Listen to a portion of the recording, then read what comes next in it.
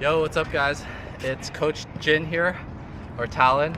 And in last video, I taught you guys how to hit the perfect forehand. And after that video, I got a lot of requests from friends and family. Shout out Joe, shout out Andy. Shout out Andy, shout out Joe on how to hit a backhand. So in today's video, I'm gonna be teaching you how to hit the perfect backhand. Let's go. Before we start, I'm going to break down the backhand in a few simple steps. So I'm going to first teach you the grip and the ready position, and then I'm going to be teaching you the swing, the unit turn, contact point, and then follow through. So the first step is always the grip, whether you're serving, doing a forehand, slice, or backhand. The most important thing is the grip. So in my forehand video, if you haven't watched it, check it out. But I explained the different grips and the bevels. For backhand, you need to hold a continental grip. And a continental grip is when your index bone knuckle is on bevel number 2. So if you count it 1, 2, 3, 4, 5, 6, 7, 8, number 2 is over here. So you want to hold it like that.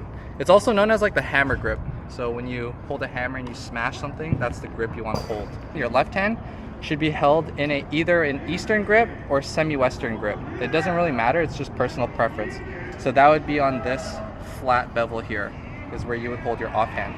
So you start with a continental grip, like so, and then you hold your left hand as an Eastern grip.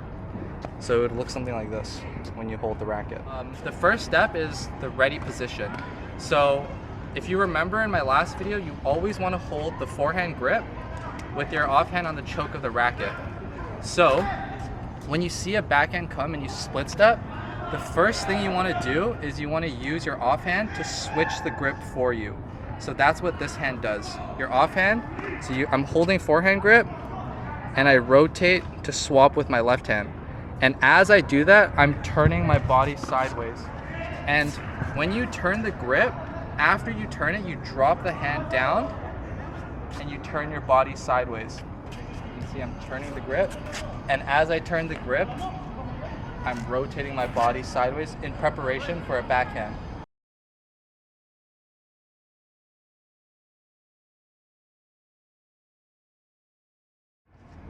In preparation for a backhand, ideally you want to do a closed stance hit. So just like in forehand when I taught you, you want your body sideways. You also want your body sideways on the backhand. And when your body is sideways, some people take back the racket high up and some people take it back low. Like on forehand, you want the racket head pointing up to the sky.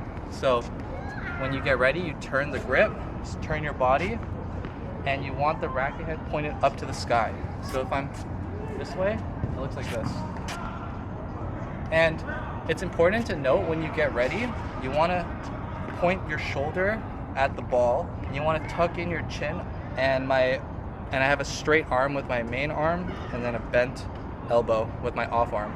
There's basically a line this way that I don't cross when I get in my ready position. So if you remember on forehand, we do a big letter C shape to do our swing, to perform our swing.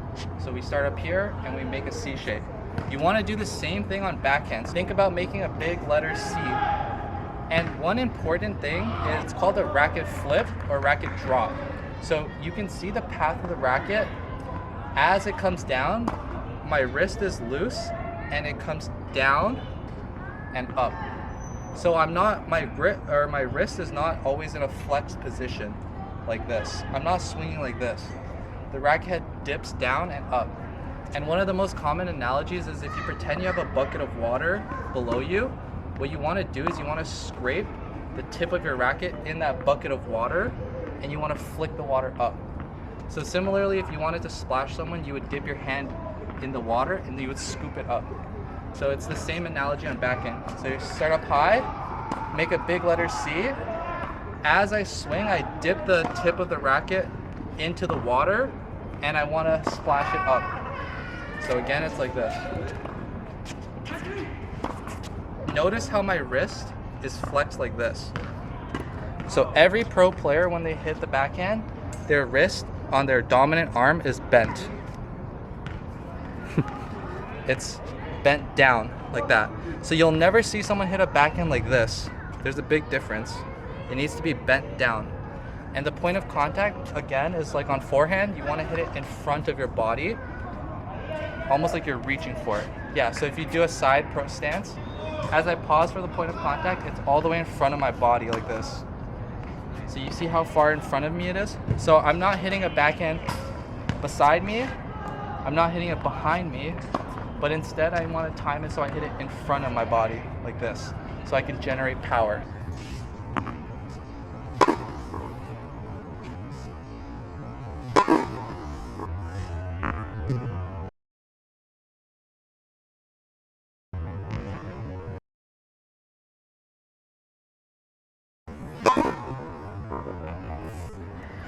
So once you know the swing and the contact point, the last part is the finish. So the easiest way to remember is finish with the racket head over the shoulder, like that. So from sideways, like that. And a simple drill you can practice just by yourself to understand the backhand mechanic. If you hold the racket with your two hands on each side like this, start with your body sideways again with your chin tucked. Start from up here with the racket head high, and you just swing like that. So if you just practice this, this is what a backhand should feel like.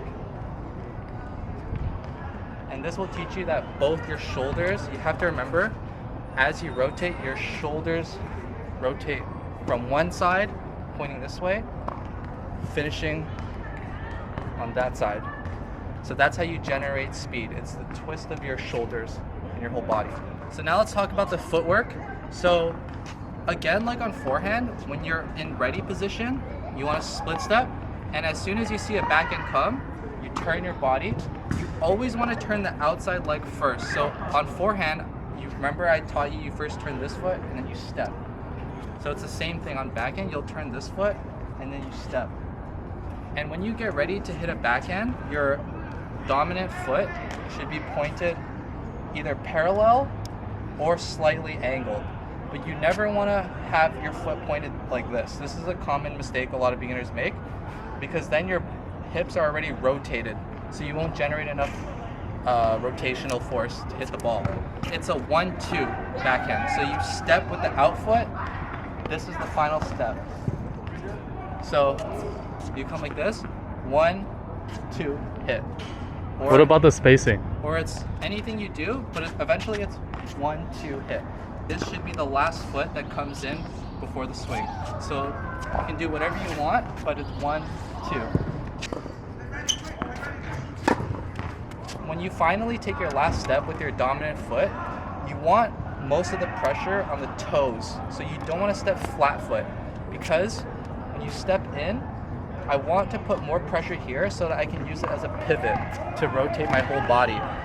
So again, on backhand, I have all the pressure here, and as I swing and hit the ball, I can pivot with that foot to rotate my body. So a lot of times you'll see players hit the ball like this.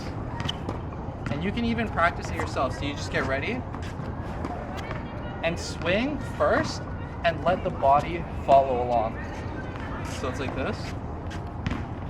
Finally, another common mistake a lot of beginners make is when the ball is low, you don't want to lean your body over to get the low ball like this. Because right now my legs aren't bent and I'm trying to reach for the ball, like almost like I'm doing a golf swing.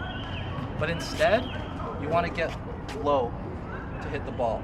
So if the ball's low, I'm not doing this to grab it, but instead I'm turning low.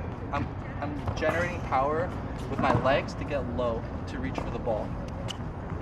So if I see a low ball come, I get low and I swing up. What about a high ball? Yeah, so if there's a high ball, we'll save that for another video, but the high balls are a lot harder to hit. Nice. Alright, so as a bonus, a lot of times as a beginner, your backhand might be the weakness, so you won't be able to smash it as well as you can on forehand.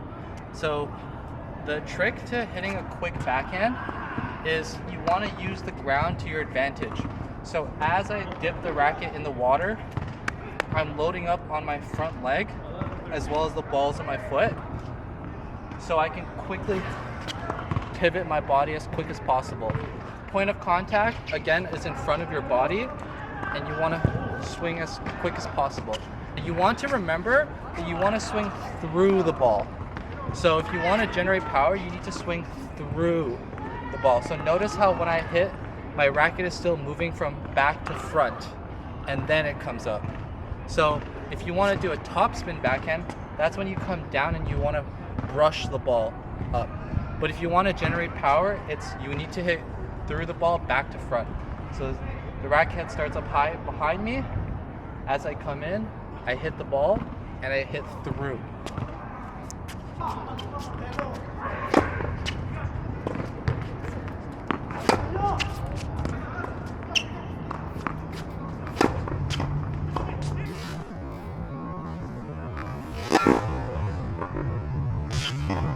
Alright, so now you guys know how to hit a backhand, how to hit a forehand. Let me know what you guys want to see next. See you guys later.